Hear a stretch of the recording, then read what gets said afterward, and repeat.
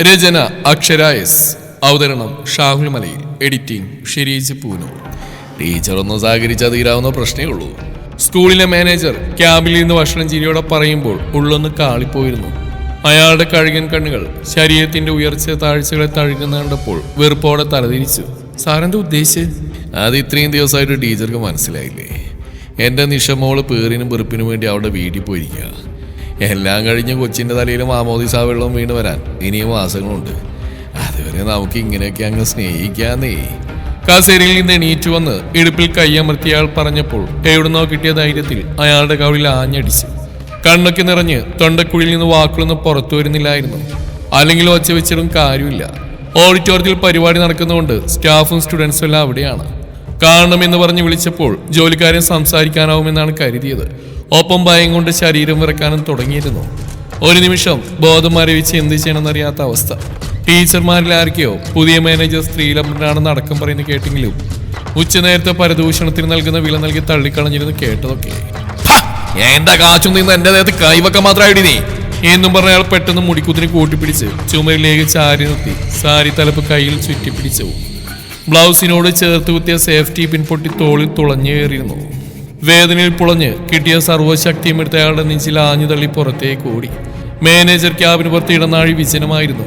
അതിലൂടെ വേഗത്തിൽ നടന്ന് സ്റ്റാഫ് റൂമിൽ ചെന്ന് ബാഗ് എടുത്ത് പുറത്തേക്ക് നടന്നു. കണ്ണൊക്കെ നിറഞ്ഞൊഴുകാൻ തുടങ്ങിയിരുന്നു. അവിടുന്ന് വീട്ടിലേക്ക് നടക്കാനുള്ള വഴിയേ ഉണ്ടായിരുന്നുള്ളൂ. കൂടി വന്നാൽ 1 കിലോമീറ്റർ മാത്രമേ ഉള്ളൂ വീട്ടിലേക്ക്. കവല കടന്നു വേണം വീട്ടിലെത്താൻ. അത് മറ്റൊരു തലവേദന. കവലയിൽ ആൽത്തറയിൽ ജോലിയും കൂലിയില്ലാത്ത നാട്ടിലെ സകലമാന ചെറുപ്പക്കാരും കാണും. +2 കഴിഞ്ഞവർ മുതൽ ഗൾഫ് റിട്ടേൺ ആളുകൾ വരെ. രാവിലെ ജോലിക്ക് പോകുമ്പോഴും വരുമ്പോഴും കാണാം. ആരുടെ വക ചില്ലറ കമന്റുകൾ മുമ്പ് ഉണ്ടാവാറുണ്ട്. പക്ഷെ ഇപ്പൊ കേൾക്കാറില്ല. ചെകുത്താനെന്ന് നാട്ടിൽ വിളിപ്പേരുള്ള ഒരുത്തനാണ് അവരുടെ നേതാവ്. അറിഞ്ഞിടത്തോളം ആളത്ര വെടിപ്പല്ല. വില കൂടിയ കാറിലോ ജീപ്പിലോ വന്ന് ഇവിടെ ഇരിക്കുന്ന കാണാം. ചിലപ്പോൾ ആരെങ്കിലും പിടിച്ചടിക്കുന്നു. ചെത്തുകാരൻ പുഷ്പേട്ടനാണ് ഇന്നത്തെ ഇരായി നഗരിൽ നിന്നേ കണ്ടു. 2 ദിവസം മുമ്പ് മീൻ വിൽക്കുന്ന മൂസാഖയായിരുന്നു. കള്ളും കഞ്ചാവും പെണ്ണുണ്ടെന്നാണ് നാട്ടുകാർ പറയുന്നത്. വീട്ടിലിട്ട് മൂടാൻ സമ്പത്തും ഒറ്റ മോനും. അങ്ങനെയുള്ളവർക്ക് ഇവിടെ എത്ര സമയം വേണമെങ്കിലും വന്നിരിക്കാലോ. കാലിനടുത്ത് പുഷ്പേട്ടം വന്ന് വീണപ്പോഴാണ് തല ഉയർത്തി നോക്കിയത്. അതുവരെ തല താഴ്ത്തിയായിരുന്നു നടന്നു വന്നത്. കണ്ണപ്പോഴും നിറഞ്ഞു തന്നെയായിരുന്നു. ഒരു പുകമയത്തിനപ്പുറം ആദ്യമായിട്ടാണ് ചെകുത്താന്റെ മുഖം അടുത്ത് കാണുന്നത്. കട്ടത്താടിയും പിരിച്ചുവച്ച മീശയും നെഞ്ചിലെ രോമങ്ങൾക്കിടയിൽ തിളങ്ങുന്ന നാരുപോലൊരു സ്വർണ്ണ ചെയിനും ചുണ്ടിൽ എരിഞ്ഞുകൊണ്ടിരിക്കുന്ന സിഗരറ്റും. എടുത്ത് മാറ്റടായി പുഷ്പനെ, ആരുടെയും വഴി മുടക്കണ്ട പറഞ്ഞതും ചുണ്ടിലെ സിഗരറ്റ് തുപ്പിക്കളഞ്ഞ് അപ്പുറത്തെ ചായക്കടയുടെ മുമ്പിലിരിക്കുന്ന ബെഞ്ചിൽ ചെന്നിരിക്കുന്ന കണ്ട് മനസ്സിൽ മുഴുവൻ സ്കൂളിൽ നടന്ന കാര്യങ്ങളായതുകൊണ്ട് എന്താണ് ചുറ്റും നടക്കുന്നതെന്ന് അറിയണമെന്ന് പോലും തോന്നിയില്ല. വീട്ടിലെത്തിയതും ബെഡിലേക്ക് വീണു. അച്ഛൻ്റെ നാടാണെങ്കിലും 8ാം ക്ലാസ്സിൽ പഠിക്കുമ്പോൾ ഉപേക്ഷിച്ചു പോയതാണ് ഈ നാട്. അച്ഛൻ്റെ മരണശേഷം അമ്മാവൻ പൊന്നുപോലെ നോക്കാമെന്ന് അമ്മയോട് പറഞ്ഞപ്പോൾ മുന്നും പിന്നും ആലോചിക്കാതെ അമ്മ വീട് വിറ്റു. തഞ്ചത്തിൽ അമ്മാവൻ പൈസയും കൈക്കലാക്കി. സമയം ചെല്ലും തോറും അവർക്ക് ബാധ്യതയാണെന്ന് പറയാതെ പറയാൻ തുടങ്ങി. പിന്നെ അവിടുന്ന് വാശിയായിരുന്നു. പഠിച്ചു. മാത്സിൽ PGയും BEഡും എടുത്തു. സെറ്റും കിട്ടി. യൂണിവേഴ്സിറ്റി റാങ്കോടെ മെറിറ്റ് സീറ്റിൽ പഠിച്ചുകൊണ്ട് 5 പൈസ പഠിപ്പിന് വേണ്ടി ചെലവാക്കേണ്ടി വന്നിട്ടില്ല. എങ്കിലും അമ്മ ഇപ്പോഴും അമ്മാവിന്റെ കൃപ കൊണ്ടാണ് ഇത്രയും പഠിച്ചേറാൻ പറ്റിയെന്നേ പറയൂ. ഇത്രകാലം ജീവിച്ചതും അവരുടെ കൃപ കൊണ്ടാണത്രേ. ചോരയെ തള്ളി പറയാൻ അമ്മയുടെ മനസ്സ് അനുവദിക്കില്ല. പഠിപ്പൊഴിഞ്ഞപ്പോൾ അമ്മയാണ് അച്ഛൻ്റെ പഴയ സുഹൃത്താണ് ഇപ്പോൾ ജോലി ചെയ്യുന്ന സ്കൂളിലെ മാനേജർ എന്ന് പറഞ്ഞ് ഒരു എയ്ഡഡ് ഹയർ സെക്കൻഡറി സ്കൂൾ. സ്ഥിരം ടീച്ചർ പോസ്റ്റിന് 25 ലക്ഷത്തിന് മുകളിൽ വിലയിട്ടിരുന്ന മറ്റു സ്കൂളുകൾ പോലെ ആയിരുന്നില്ല അവിടെ. കഴിവുള്ളവർക്കായിരുന്നു അവിടെ മുൻഗണന. 2 വർഷത്തിനപ്പുറം 3-4 ടീച്ചർമാരുടെ റിട്ടയർമെന്റ് ഒഴിവരുമെന്നും അതുവരെ താൽക്കാലികമായി തുടരാമെന്നും അച്ഛൻ്റെ സുഹൃത്ത് ഉറപ്പുവന്നിരുന്നു. താൽക്കാലികമായെങ്കിലും ഒരു ജോലി കിട്ടിയപ്പോൾ 2 വർഷം മുമ്പാണ് ഒരു ചെറിയ വാടക വീടെടുത്ത് അമ്മയും കൂട്ടി ഇങ്ങോട്ട് താമസം മാറിയത്. 6 മാസം മുമ്പ് നെറ്റും JRFും കിട്ടിയിട്ടും വേറൊരു വരുമാന മാർഗ്ഗം ഇല്ലാത്തതുകൊണ്ടാണ് റിസർച്ച് ചെയ്യാൻ പോവാതെ ഈ ജോലിയിൽ തന്നെ കടിച്ചു തൂങ്ങി നിന്നത്. അച്ഛൻ്റെ തറവാട്ടിൽ നിന്നും ഭാഗം കിട്ടിയ 10 സെന്റിൽ അമ്മയ്ക്കും തനിക്ക് സ്വന്തമായൊരു കുഞ്ഞു വീടെന്ന സ്വപ്നം സാക്ഷാത്കരിക്കാൻ 3 മാസം മുമ്പ് വിവാഹ നിശ്ചയം കഴിഞ്ഞു. ജോലി കിട്ടുമെന്നായപ്പോഴാണോ എന്തോ അമ്മാവൻ തന്നെ അമ്മാവന്റെ മകനുമായുള്ള ബന്ധത്തിന് വല്ലാതെ തിടുക്കം പിടിച്ചു. അമ്മയോട് മാത്രം വാദിച്ചു നിൽക്കാൻ പഠിച്ചിട്ടില്ല. വാശി കാണിക്കാനും ഒന്നും മിണ്ടാതെ സമ്മതം മൂളി. ഒരാളോട് ഇതുവരെ പ്രണയമൊന്നും തോന്നിയിട്ടില്ലാത്തതുകൊണ്ട് വീട്ടുകാർ നിശ്ചയിച്ചുറപ്പിച്ചൊരു യുവാമി ഉണ്ടാകാൻ പോകുന്നുള്ളൂ എന്നറിയാമായിരുന്നു. അമ്മയ്ക്ക് താല്പര്യമുള്ള സ്ഥിതിക്ക് അത് തന്നെ നടക്കട്ടെ എന്ന് കരുതി. എല്ലാം തകിടം പറഞ്ഞത് 1 മാസം മുമ്പാണ്. അച്ഛൻ്റെ സുഹൃത്തിന്റെ പെട്ടെന്നുള്ള മരണത്തോടെ ഏകമകൻ സിറിലിനായി സ്കൂളിനെ നടത്തിപ്പ് ചുമതല മുഴുവനും. ഒഴിവരാൻ പോകുന്ന സീറ്റുകളിൽ മുഴുവൻ ലക്ഷങ്ങൾ വാങ്ങിക്കൊണ്ട് അയാൾ നിയമനങ്ങൾ ഉറപ്പിച്ചു. മുമ്പ് 1-2 തവണ വിളിച്ചപ്പോൾ പൈസ കൊടുത്താലേ ജോലിയുടെ കാര്യത്തിൽ നീക്കുപോക്കാവൂ എന്ന് സൂചിപ്പിച്ചിരുന്നു. അന്ന് വീട്ടിലെ ബുദ്ധിമുട്ടും അദ്ദേഹത്തിന്റെ അച്ഛൻ പറഞ്ഞ വാക്കും പറഞ്ഞു നോക്കിയിരുന്നു. പണം അടക്കാൻ പറ്റില്ലെന്ന് തീർത്ത് പറഞ്ഞപ്പോൾ തന്ന ഓഫറായിരുന്നു സ്കൂളിൽ വെച്ച് അരങ്ങേറിയ രംഗം. ഇതിനു മുമ്പ് ഒളിഞ്ഞും തെളിഞ്ഞും അയാളുടെ വഷളം ചുവയുള്ള സംസാരം കേട്ടിട്ടുണ്ട് പലപ്പോഴായി. അപ്പോഴൊക്കെ തള്ളിക്കളഞ്ഞു. തന്റെ ഭാഗത്തായിരുന്നു തെറ്റ്. ജോലി രാജിവെച്ചാലോ എന്ന് ആലോചിച്ച ഒരു നിമിഷം. തെറ്റ് ചെയ്യാതെ ഞാനെന്തിനാണ് ഒളിച്ചോടുന്നത് എന്നായിരുന്നു മനസാക്ഷി തിരിച്ചു ചോദിച്ചത്. അതുമാത്രമല്ല, ബോർഡ് എക്സാമിന് അധികമില്ല ഇനി. ഇത്രയും നാൾ പഠിപ്പിച്ച അവസാന നിമിഷം പിന്മാറുന്നത് ഒരു നല്ല ടീച്ചറിന് ചേരുന്നല്ലെന്ന് തോന്നി.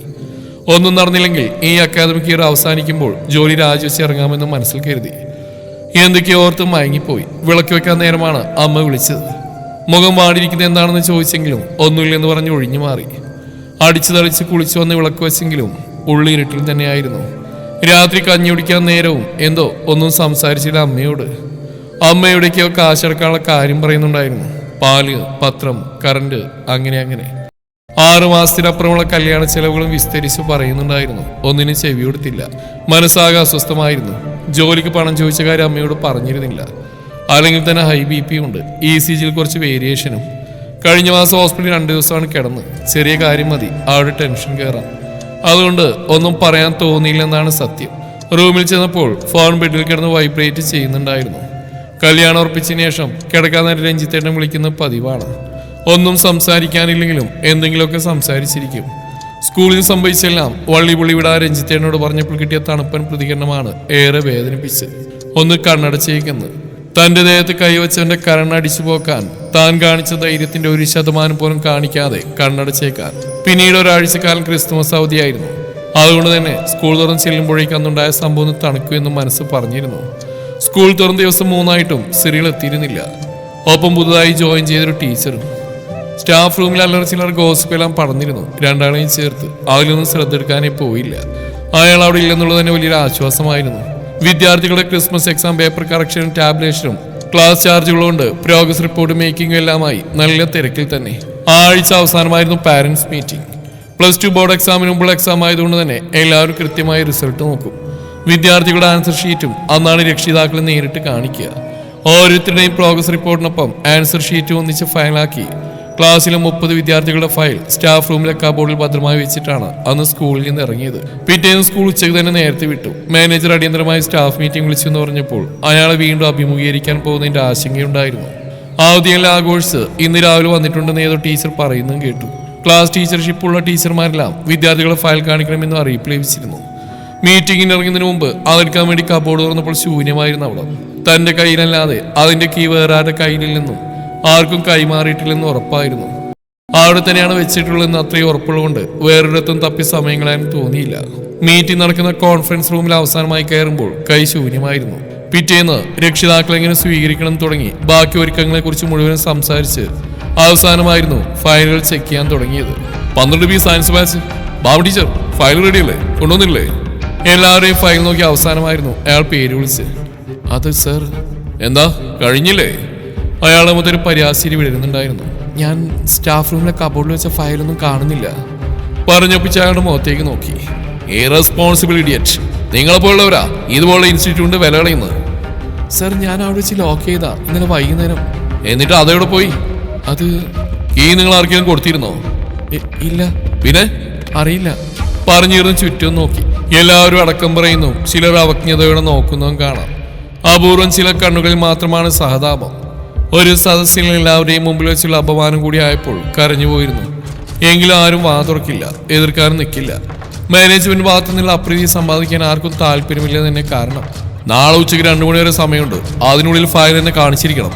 മീറ്റിംഗ് കഴിയുവോളം തല കുമ്പിട്ട് തന്നെ ഇരുന്നു. ഭദ്രമായി അവിടെ വെച്ച ഫയലുകൾ എങ്ങനെ പോകാനെന്ന് ചിന്തിച്ച് തലവരുത്തു. ബാബേ, എല്ലാവരും ഇറങ്ങാൻ നേരമാണ് പിന്നിൽ നിന്ന് സിറികൾ വിളിച്ച്. പെട്ടെന്ന് കൂടെയുള്ള കുറച്ചുപേർ തിരിഞ്ഞു നോക്കിയെങ്കിലും കൈകൊണ്ട് അവരോട് പോയിക്കൊള്ളാൻ നിർദ്ദേശം നൽകി. എല്ലാവരും ഇറങ്ങിയതും വാതിലയാൾ അടച്ചിരുന്നു. ഇതുവരെ മറ്റുള്ളവരുടെ മുമ്പിൽ നിന്ന് ഒളിപ്പിച്ചു വെച്ച ആ വഷളം ചിരി വീണ്ടും ആ ചുണ്ടിൽ വിടർന്നു. വാടക വീട്ടിൽ താമസം, ഒരമ്മയും മോളും. ചുരുക്കത്തിൽ നിന്നെ തൊട്ടാ ചോദിക്കാനും പറയാനും ഒരുത്തനില്ലെന്ന് സാരം. വഴിന്ന് മാറി, എനിക്ക് പോണം. അയാളെ മറികടക്കാൻ നോക്കിയതും മുമ്പിൽ അയാൾ തടസ്സമായി വന്നു നിന്നു. അഷ്ടിക്ക് വകയില്ലെങ്കിലും അഹങ്കാരത്തിനൊട്ടും കുറവില്ല. നിന്നെ ഇങ്ങനെയൊന്ന് തൊട്ടാ നീ ഉരുകിപ്പോടി. ചൂണ്ടുവിരൽ കൊണ്ട് മൂക്കിൻ തുമ്പിൽ തലോടി അതേ വിരൽ കൊണ്ട് കീഴ്ചുണ്ട് പിളർത്തിയപ്പോൾ വെറുപ്പോടെ ആ കൈ തട്ടിമാറ്റി. നീ ഇങ്ങനെ തന്നെ പ്രതികരിക്കുമെന്നറിയാം, അതുകൊണ്ട് തന്നെയാ കൈ ലോക്ക് ചെയ്ത്. കൈബലമായി പിന്നിലേക്ക് തിരിച്ചു പിടിച്ച് ഞെരിച്ചുകൊണ്ട് പറഞ്ഞപ്പോൾ ഒന്നും തിരിച്ചു ചെയ്യാൻ കഴിയുന്നില്ലല്ലോ എന്നോർത്താണ് കരഞ്ഞു പോയത്. അത്രയ്ക്ക് ബലിഷ്ടമായിരുന്നു ആ ശരീരം. കായിക ബലം കൊണ്ട് ഒരിക്കലും അയാളുടെ അടുത്ത് ജയിച്ചു നിൽക്കാൻ പറ്റില്ല. നീ ചത്ത് കിടന്ന് അന്വേഷിച്ചാൽ ആ ഫയർ കിട്ടാൻ പോകുന്നില്ല. എന്തായാലും നിന്നെ ഞാൻ മോഹിച്ചുകൊണ്ട് ഇന്ന് രാത്രി നിനക്കൊരു അവസരം ഞാൻ തരും. സാധാരണ എന്നെ വേദനിപ്പിച്ചവർക്ക് അങ്ങനെ ഒരു അവസരം ഞാൻ നൽകാറില്ല. തയ്യാറാണെങ്കിൽ രാത്രി 8 മണിക്ക് എൻ്റെ വീട്ടിൽ നീ ഉണ്ടാവണം. എന്തെങ്കിലും ഡിസ്കഷനാണെന്ന് പറഞ്ഞാൽ മതി. അതേ ചിരിയോടെ അയാൾ പറഞ്ഞു നിർത്തി വാതിൽ തുറന്നു. ആളെ കൂട്ടി എന്തെങ്കിലും ചീപ്പ് പരിപാടി ഉദ്ദേശിക്കുന്നുണ്ടെങ്കിൽ അതങ്ങ് മറന്നേക്ക്. നിനക്ക് 2 വർഷത്തെ എക്സ്പീരിയൻസ് ലെറ്റർ തരില്ലെന്ന് മാത്രമല്ല, ഇനി ഒരിടത്തും വർക്ക് ചെയ്യാൻ പറ്റാത്ത രീതിയിൽ പൂട്ടാനും എനിക്കറിയാം. പിന്നെ നിന്റെ കല്യാണം. പോകുന്നതിന് മുമ്പേ തിരിഞ്ഞു നോക്കി താടി ഒഴിഞ്ഞ് പുച്ഛത്തോടെ ചിരിച്ച അയാൾ പറയുമ്പോൾ ഉള്ളിലെ ആത്മവിശ്വാസം തകർന്നു പോകുന്ന അറിയുന്നുണ്ടായിരുന്നു. പുറത്ത് കിടന്ന് രഞ്ജിത്തേനെ വിളിച്ചെങ്കിലും പറയുന്നത് കേൾക്കാനുള്ള മനസ്സുപോലും കാണിക്കാതെ പിന്നെ വിളിക്കാമെന്ന് പറഞ്ഞ് ഫോൺ കട്ട് ചെയ്ത് കളഞ്ഞിരുന്നു. പുറത്തെത്തിയപ്പോഴേക്കും ഒരാൾ വഴി എല്ലാവരും പോയിരുന്നു. ദീപ്തി മിസ് അതേ നാട്ടുകാരിയാണ്. ഇംഗ്ലീഷാണ് സബ്ജക്റ്റ്. വിഷമങ്ങളെല്ലാം പറയാറില്ലെങ്കിലും കുറച്ച് അടുപ്പം കൂടുതലുള്ള മിസ്സിനോടാണ് കാര്യങ്ങൾ പറയാറുണ്ട്. പക്ഷെ അന്നുണ്ടായത് മാത്രം മറച്ചു വെച്ചിരുന്നു. കരഞ്ഞു കലങ്ങിയ കണ്ണുകൾക്ക് സത്യം മറച്ചു പിടിക്കാൻ പറ്റില്ലല്ലോ. വീട്ടിലേക്ക് നടക്കുന്നതിൽ കാര്യങ്ങളെല്ലാം പറഞ്ഞു. പലപ്പോഴും കണ്ണു നിറഞ്ഞ കാഴ്ച മങ്ങിപ്പോയിരുന്നു. ഇവനെയൊക്കെ മുക്കാലിൽ കെട്ടി അടിക്കാൻ ആളില്ലാത്തോണ്ടുള്ള നെകളിപ്പാ. ദീപ്തി മിസ് പറഞ്ഞപ്പോഴാണ് രക്ഷപ്പെടാനുള്ള വഴിയെന്ന് മറന്ന് തിരിച്ചടിയെക്കുറിച്ച് ആലോചിച്ചു തന്നെ. ടീച്ചറുടെ വീടിന്റെ വഴിയെത്തിയപ്പോൾ ടീച്ചർ പോയിരുന്നു. ഇനി തനിച്ച് നടക്കണം. കവലയിൽ പതിവ് സംഘം ഇരിപ്പുണ്ട്, ഒപ്പം ചെകുത്താനും. ഇന്ന് ആരെയും അടിക്കാൻ കിട്ടിയില്ലെന്ന് തോന്നുന്നു. ചായ ഗ്ലാസും പിടിച്ചാണ് ഇരിപ്പ്. തിരിച്ചടിയും ചെകുത്താനും ഒന്നിച്ച് തലച്ചോറിൽ മിന്നിയപ്പോൾ അറിയാതെ കാലുകൾ അങ്ങോട്ട് ചലിച്ചു. ഒരു കൂട്ടം ചെറുപ്പക്കാരനിടയിൽ ഇരിക്കുന്ന അയാളുടെ അടുത്ത് പോകാൻ ആ സമയത്ത് തെല്ലുപോലും ജാളിയത് തോന്നിയില്ല. എനിക്കൊന്ന് സംസാരിക്കണം. കണ്ണുകൾ കരഞ്ഞു കലങ്ങിയിരുന്നെങ്കിലും ഉറച്ച ശബ്ദത്തോടെയായിരുന്നു അവൾ പറഞ്ഞ്. അയാൾ കണ്ണുകൾ കൊണ്ട് ആജ്ഞ കൊടുത്തപ്പോൾ തന്നെ ചുറ്റുള്ളവന്മാർ മുഴുവനാണെന്നും പോയിരുന്നു. നിങ്ങൾ ആരാണെന്നോ എന്താണെന്നോ എനിക്കറിയില്ല.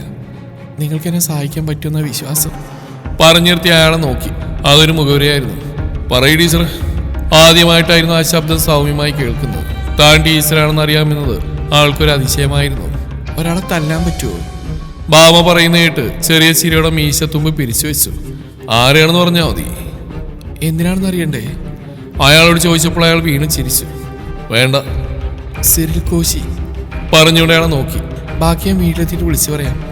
അതും പറഞ്ഞ് ബാഗിൽ നിന്നൊരു പേപ്പറിൽ ഫോൺ നമ്പർ എഴുതിയെടുത്ത് ചെകുത്താന് കൊടുത്തു. ഫോൺ എടുത്ത് ആ നമ്പർ ടൈപ്പ് ചെയ്ത് കോൾ ചെയ്യുന്നുണ്ട്. ബാഗിൽ കിടന്ന് വൈബ്രേറ്റ് ചെയ്യുന്ന ഫോൺ എടുത്ത് നോക്കി. ഒന്നുകിൽ ശിവകാർത്തികേയൻ അല്ലെങ്കിൽ ചെകുത്താൻ. ഏത് പേര് വേണമെങ്കിലും സേവ് ചെയ്യാം. തുടരും ഈ കഥയുടെ ബാക്കി ഭാഗം നാളെ ഇതേ സമയം.